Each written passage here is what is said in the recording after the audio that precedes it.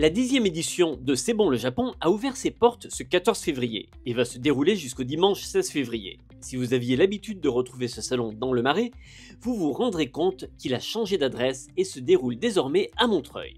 La dernière édition qu'on avait faite en 2023, elle a été faite dans le Marais, à la Halle des Blancs-Manteaux.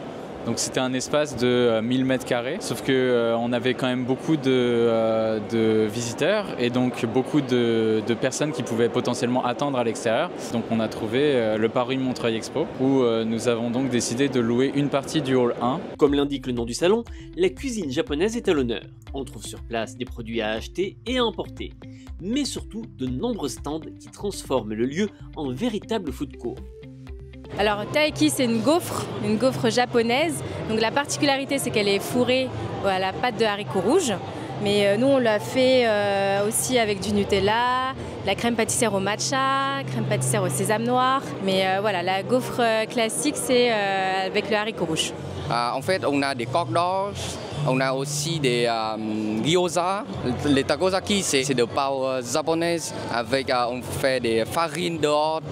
Dedans, c'est de la pomme. Nous proposons des nouilles sautées japonaises. On propose du poulet frit et puis voilà, on a plusieurs propositions comme vous pouvez le voir ici. Voilà, du poulet frit en entrée. Donc on utilise du haut de cuisse qu'on coupe en morceaux, qu'on désosse, qu'on coupe en morceaux. Ensuite, on fait une marinade. Et on le frit. Un onigiri, c'est un petit snack japonais. Quand on a un petit creux, quand on a envie de grignoter quelque chose, on n'a pas le temps, et on prend un onigiri aux deux et ça cale bien. Je peux vous demander si c'est bon? Ouais, il est très bon. Et vous?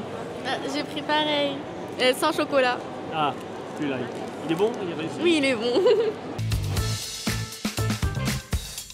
Le choix proposé est varié. Une fois rassasié, vous pourrez en apprendre plus sur le Japon et préparer peut-être un prochain voyage, car la gastronomie est une porte d'entrée vers le pays.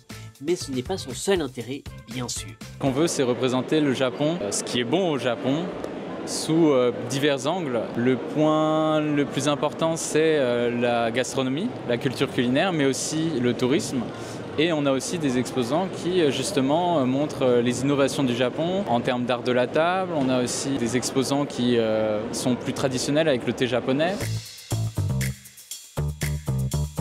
Tout au long de la journée, il sera possible d'assister à des ateliers et des représentations. Spectacle de taiko, il y a aussi le spectacle de kimono et sinon il y avait plusieurs démonstrations et dégustations. Par exemple, aujourd'hui il y avait de Saint-Valentin japonaise et il y avait aussi de dégustation du thé, dégustation de oyaki, de spécialité Nagano, etc.